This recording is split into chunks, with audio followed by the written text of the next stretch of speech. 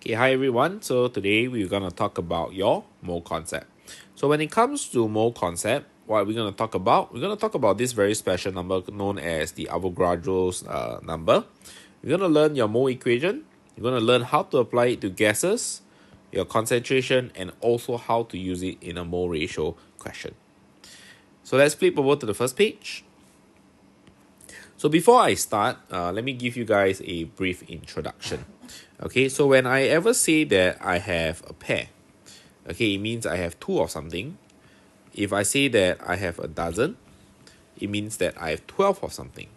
So if I ever say that I have one more of something, it just means that I have 6 times 10 to the power of 23 of something. Okay, so the exact number of mole, alright, is actually 6.023 times 10 to the power of 23. Okay, so mole works the exact same way as when we use the word pair, a dozen, right? It works the exact same. Okay, so this number is just a number that we use to describe how many of a particle do we have. Okay, so for example, if I say that I have 3 moles of hydrogen, right, which is H2, how many molecules do I have? I just take 3 multiplied by this special number. That's the number of molecules that I have. Okay, if I want to go further, I want to talk about atoms. Okay, remember in each of these hydrogen, there will be 2 atoms. So the number of atoms I have to multiply it by 2 to the above. Right, so 2 times 3 times 6.023 times 10 to the power 23. Okay, so if you're okay with this, okay, come give me these questions a try. Okay, so let the students try this. So once they are done, mark it. Right, it's a pretty easy one. Then let's move on to the equation. Okay, so let's take a look at this mole equation. So to calculate the number of moles, okay, there's 2 things you need to do. First, find out the mass, find out the MR. Okay, so take note that this mass will always be in grams. Okay, so the formula here is that moles will always be equals to your mass over your MR. Okay, so for those of you who are wondering what is your MR, this is your relative mass. Okay, so for example, let's take a look at the question.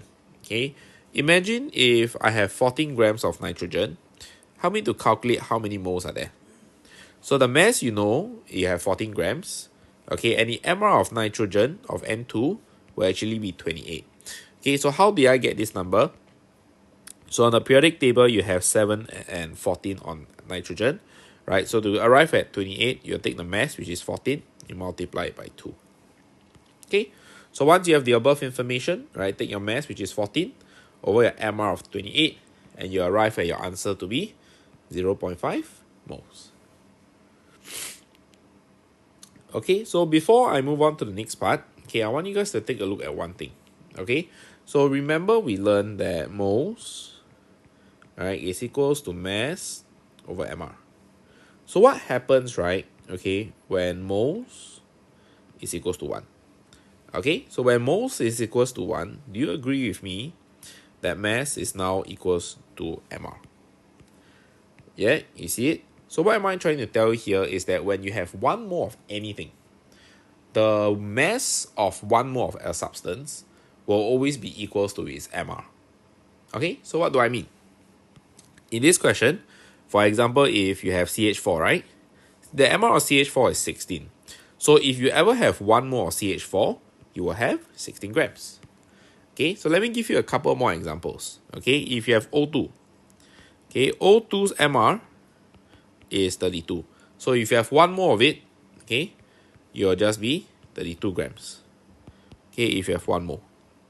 Okay, let's use another one. If you have 1 mole of, let's say, NH3, okay, the MR here is 17, so you'll get 17 grams. Okay, so if you're okay, this is for this. Okay, so once you are done, okay, come, let's look at these 3 questions. I want you to try it, but before you try it, okay, let me give you some hints. If you have gaseous chlorine, you'll have Cl2. Okay, and we have iodine molecules, it'll be I2. Okay, and then for question 2, it's a little bit more difficult, but always remember to get your formula right, after you combine X and Y. Okay, so you have no questions, happy to try this out, and then we'll move on after that. Okay, so let the students try this question here. The two questions, the top and bottom, is quite easy. But for number 2 is a little bit harder because they actually forget that they need to combine X and Y.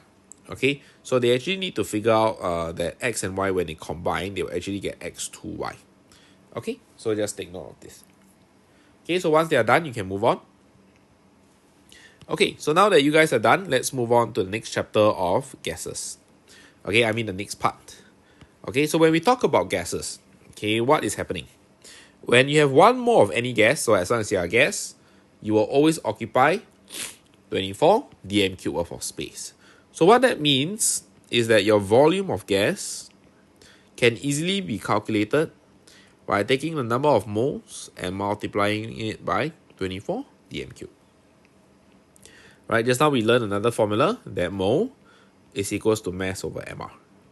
Okay, so this is another way that you can express your equation.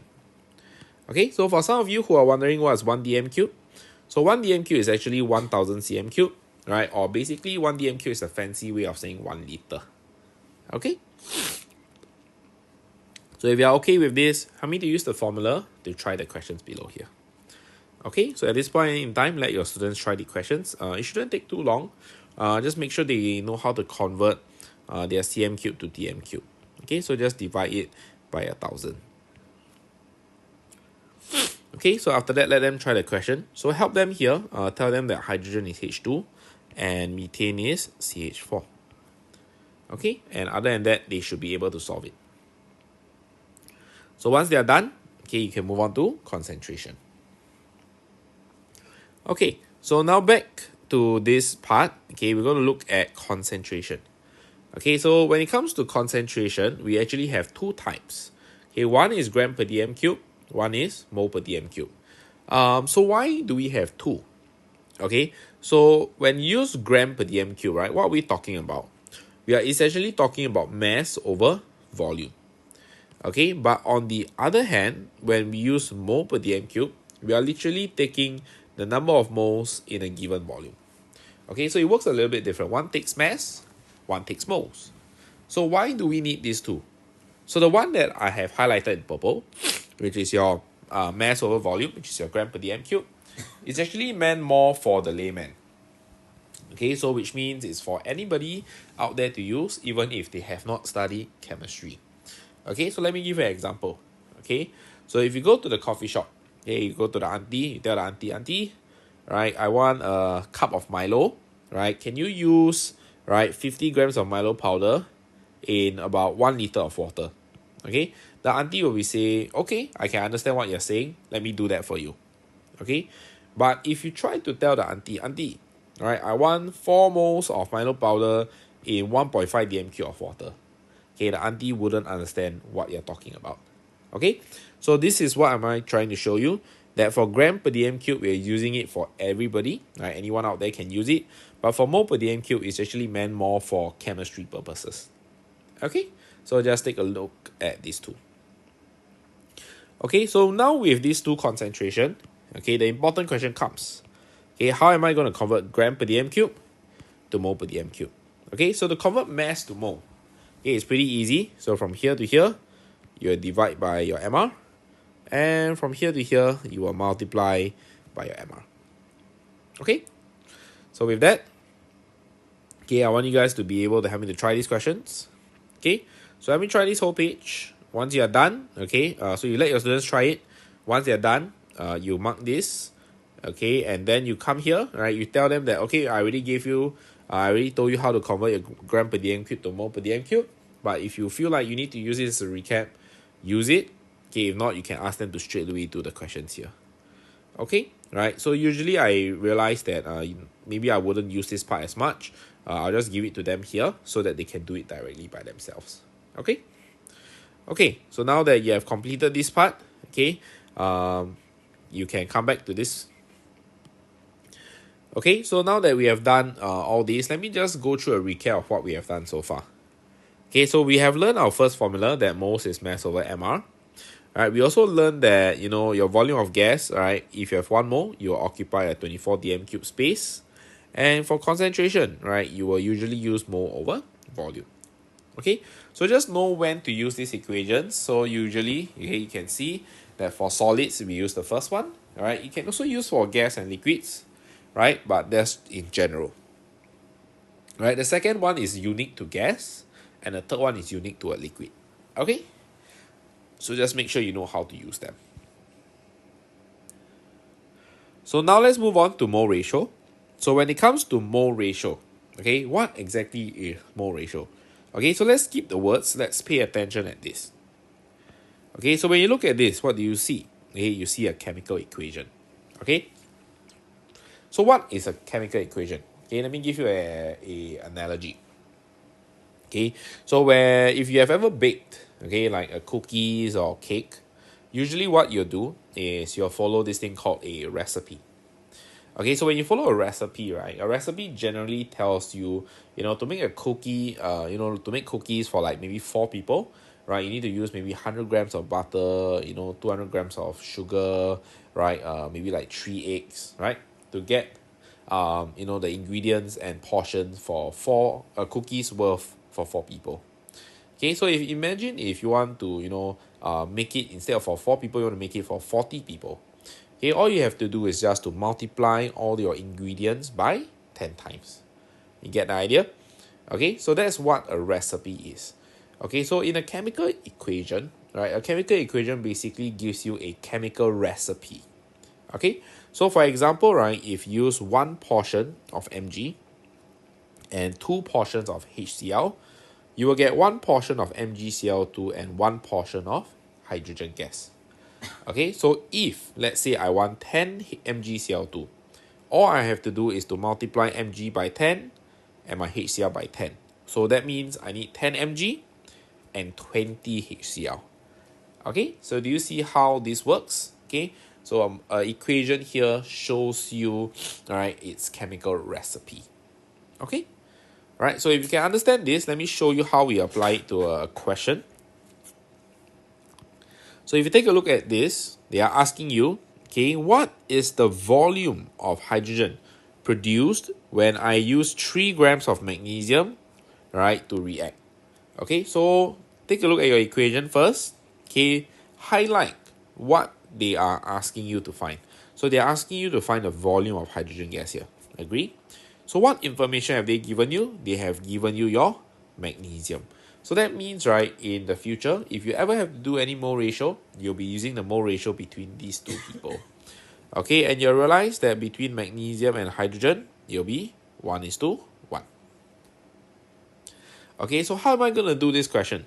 Okay, so they have given you the mass of magnesium. Okay, and from the periodic table, we know that magnesium is 12 and 24.